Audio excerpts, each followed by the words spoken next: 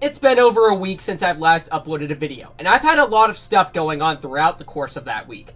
One, I was sick for 3 days. I did manage to get a stream up throughout that time being, and I'm feeling good today, but unfortunately, I still have a little bit of the sniffles and a stuffy nose, but at least it's a good sign that I'm feeling better. Number 2, I've been dealing with a little bit of some drama recently, and it had to do for some dude who I became close friends with for throughout a month or so, and I was helping him improve his channel, getting him more views and getting him subs, probably gaining a lot of notoriety.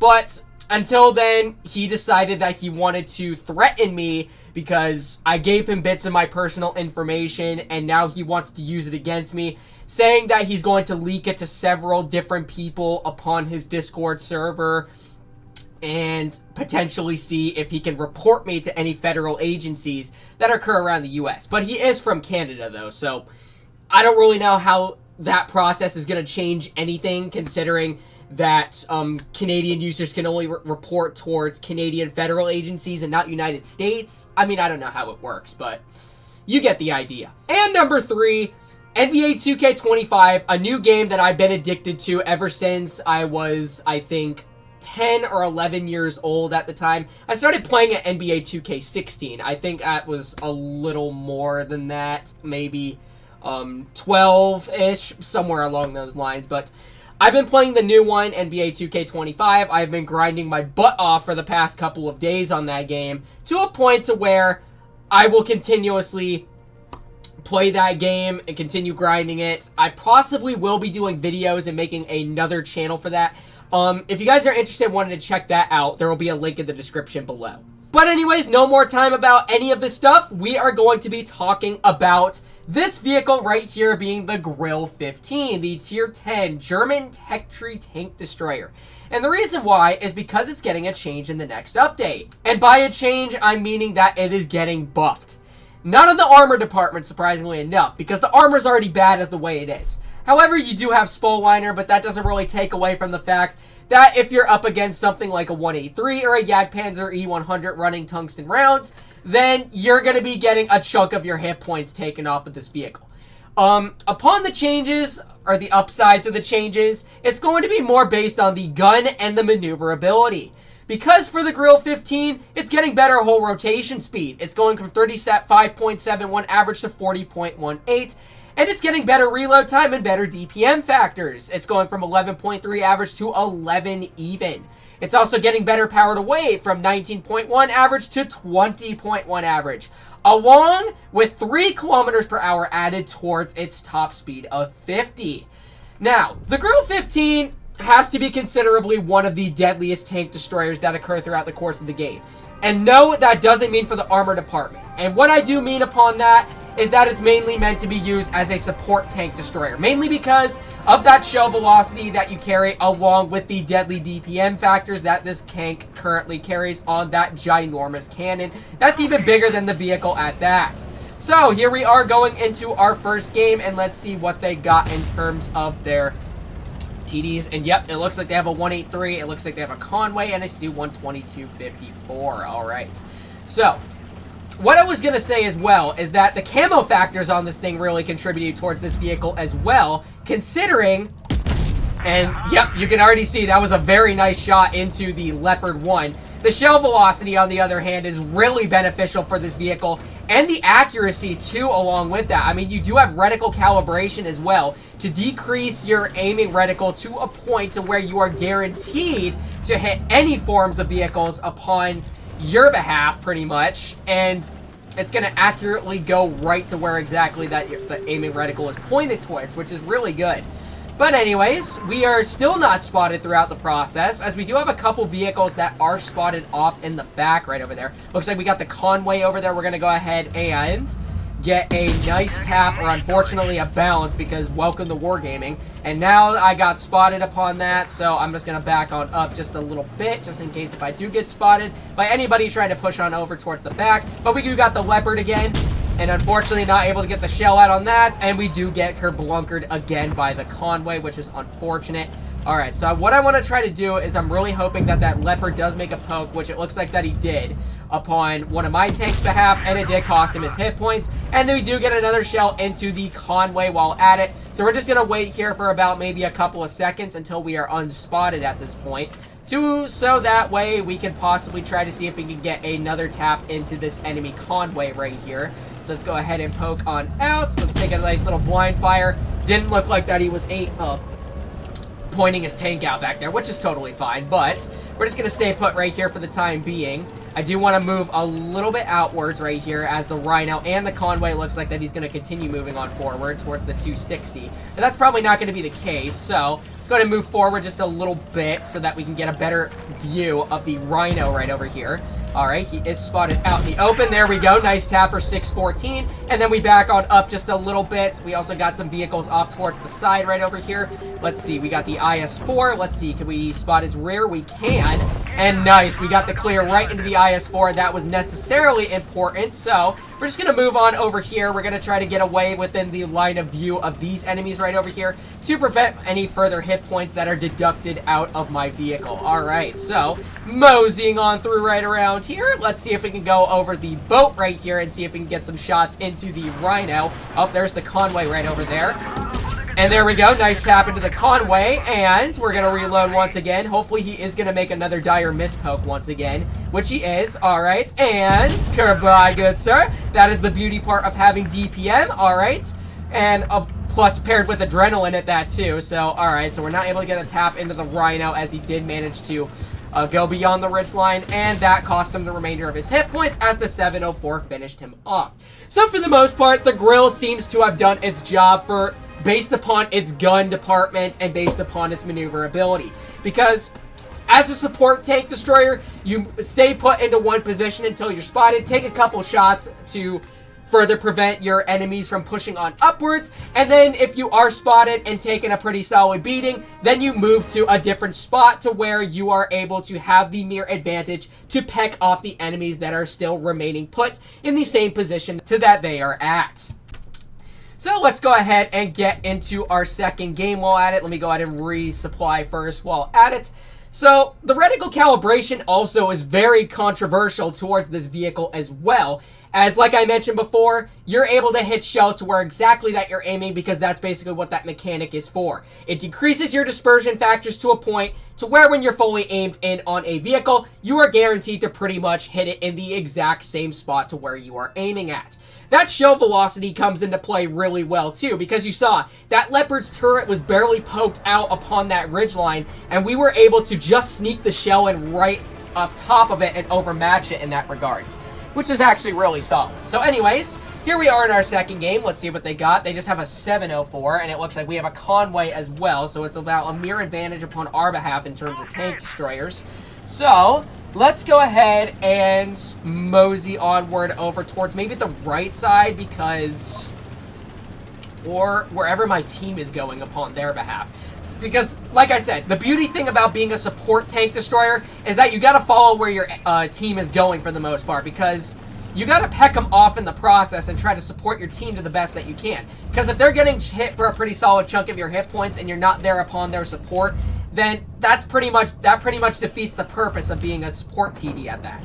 So we got the Caro off to the side. It looks like that we could have been able to spot him at the time being, but unfortunately not, as he's behind that little house right there. So it looks like the VK did get spotted along with that. So we're just going to kind of stay put right here. Actually, I'm going to mosey on down right over here. Oh, there is the 704 off to the side. Let's go ahead and put on the reticle and get a nice tap for 573 into his vehicle. Alright, it's surprisingly enough, we are not spotted by him, so we got our adrenaline activated, and we are able to overmatch his side. Unfortunately, the HE did not go to where I was aiming. Or, well, it did, but it didn't seem to overmatch and do a maximum amount or a critical hit into the side of the 704, which is unfortunate. Alright, we also got a Conqueror that looks like he's moseying on over towards the side. Alright, so the VK gets a nice tap into him. We are spotted now. So it looks like that the Chieftain is going to mosey on upwards. Let's go ahead and get a nice tap into him. And wow, we actually did manage to get a very troll bounce at that too.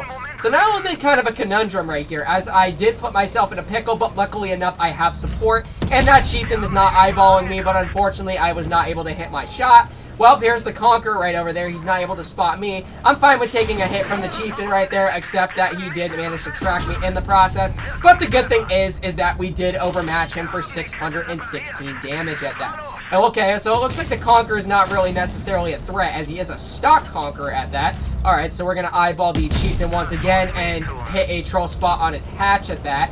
Alright, so it looks like the Conqueror is going to try to go right in behind me, which is unfortunate, so, and might have a dead driver, which is also unfortunate. Okay, well, this is a bad player. That's really good. Okay, so anyways, moseying on through, and Kerblunker for 577. Alright, we're just going to get out right along over here. That's good. Alright, he gets Kerblunkered again. Alright, so we're going to mosey on through. Oh, never mind. Okay. Well, now that he's cleared, now all we got left is these 3 enemies over here. Unfortunately, I do have a dead driver. That is also one of the other potential downsides, is that this vehicle has probably one of the worst drivers in tier 10 tank destroyers, because it's clearly an open-ended tank, and if you hit like anywhere within like the turret or whatnot, there's a critical chance that you are going to kill the driver, and it's really gonna make this tank's life so much harder based upon its maneuverability factors to try to get out of danger zones lickety-split. So anyways, we got the Bat Chat over to the side. Let's see if we can go over to him maybe. Or we also got the 57 Heavy. Nice. 628 chunker into his vehicle, and now we have our driver restored, which is good. Alright, we're going to mosey onward towards the T57 Heavy once again. It looks like that the VK is going to finish him off, or not. He gets a low roll. But the good news is that I get the clear into him. Alright, and now all that's left is the enemy Bat Chat. Looks like he is getting Kerblunkered in the process. So let's go ahead and use our maneuverability. Maybe we can get a nice tap or a finishing clear into this guy, if he does end up making a slight overpoke at that. Alright, so it looks like he's going underneath. Oh, never mind. It looks like the Leopard did put him within his line of sight, and that cost him the rest of his hit points. So, a little bit of a strange game on this one. I mean, we didn't really use the maneuverability factors to the best that we can, but we did end up supporting our team, or actually our team ended up supporting us, because we put ourselves in kind of a conundrum and not being able to find an escape route at that. So, but still, I can't complain. 3,338 damage is still a very solid chunk for a vehicle like this.